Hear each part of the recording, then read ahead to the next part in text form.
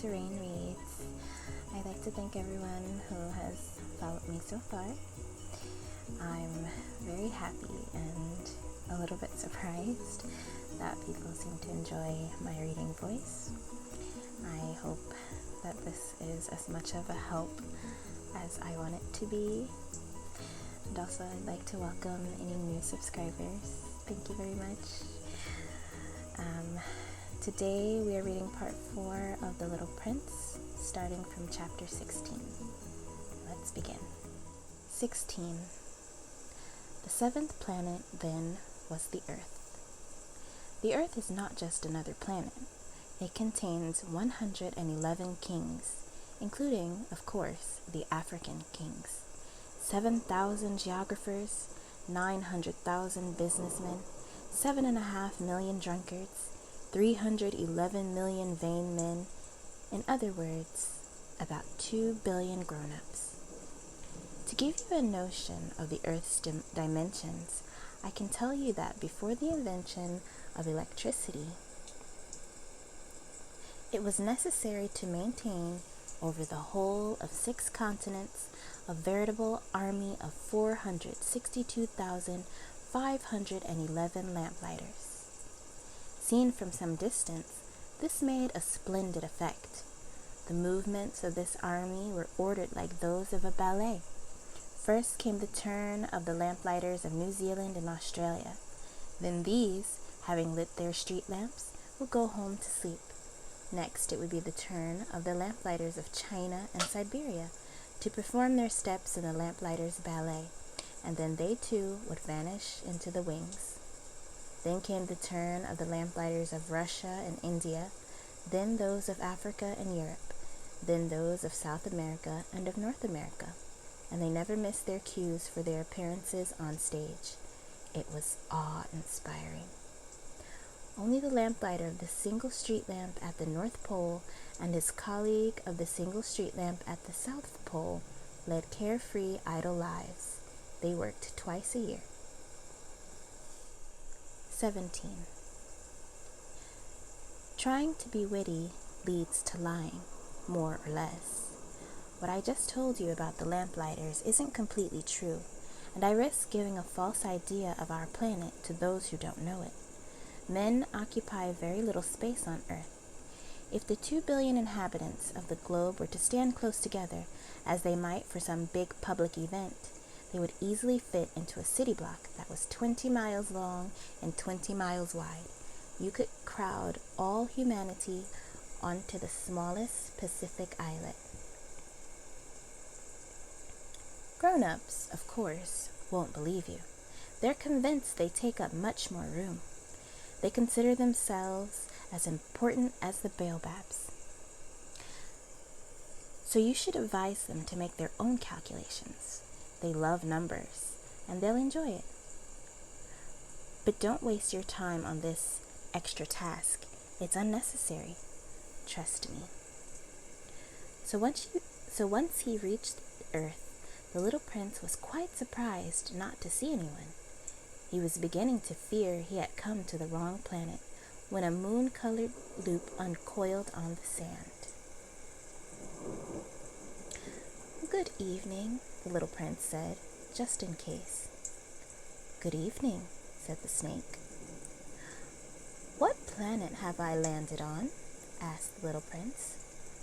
"Oh, on the planet Earth, in Africa," the snake replied. "Ah, and are there no people on Earth?" "It's the desert here. There are no people in the desert. Earth is very big," said the snake. The little prince sat down on a rock and looked up into the sky. "I wonder," he said, "if the stars are lit up so that each of us can find his own someday. Look at my planet. It's just overhead, but so far away." "It's lovely," the snake said. "What have you come to Earth for?" "I'm having difficulties with the flower," the little prince said. "Ah," said the snake, and they were both silent. "Where are the people?" the little prince finally resumed the conversation. It's a little lonely in the desert. It's also lonely with people, said the snake. The little prince looked at the snake for a long time. You're a funny creature, he said at last, no thicker than a finger. But I'm more powerful than a king's finger, the snake said. The little prince smiled. You're not very powerful. You don't even have feet. You couldn't travel very far. I can take you further than a ship, the snake said. He coiled around the little prince's ankle like a golden bracelet. Anyone I touch, I send back to the land from which he came, the snake went on. But you're innocent, and you come from a star. The little prince made no reply. I feel sorry for you, being so weak on this granite earth, said the snake. I can help you someday. If you grow too homesick for your planet, I can... Oh, I understand just what you mean, said the little prince. But why do you always speak in riddles? I solve them all, said the snake, and they were both silent. 18. The little prince crossed the desert and encountered only one flower, a flower with 3 petals, a flower of no consequence.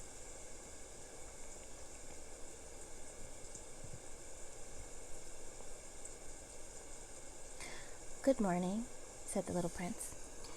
Good morning, said the flower. Where are the people? The little prince inquired politely. The flower had one day seen a caravan passing. People? There are 6 or 7 of them, I believe, in existence. I caught sight of them years ago, but you never know where to find them. The wind blows them away. They have no roots, which hampers them a good deal. Goodbye, said the little prince. Goodbye, said the flower. 19. The little prince climbed a high mountain. The only mountain he had ever known were the 3 volcanoes which came up to his knee, and he used the extinct volcano as a footstool. From a mountain as high as this one, he said to himself, I'll get a view of the whole planet and all the people on it. But he saw nothing but rocky peaks as sharp as needles. Hello, he said, just in case. Hello, hello, hello, the echo answered. Who are you? Asked the little prince. Who are you? Who are you? Who are you? The echo answered. Let's be friends. I'm lonely, he said. I'm lonely. I'm lonely. I'm lonely, the echo answered. What a peculiar planet, he thought. It's all dry and sharp and hard, and people here have no imagination. They repeat whatever you say to them. Where I live, I had a flower. She always spoke first. 20. But it so happened that the little prince, having walked a long time through sand and rocks and snow, finally discovered a road, and all roads go to where there are people. Good morning, he said. It was a blossoming rose garden. Good morning, said the roses. The little prince gazed at them. All of them looked like his flower. Who are you? He asked, astounded. We are roses, the roses said. Ah, said the little prince, and he felt very unhappy. His flower had told him she was the only one of her kind in the whole universe, and here were 5,000 of them, all just alike, in just one garden.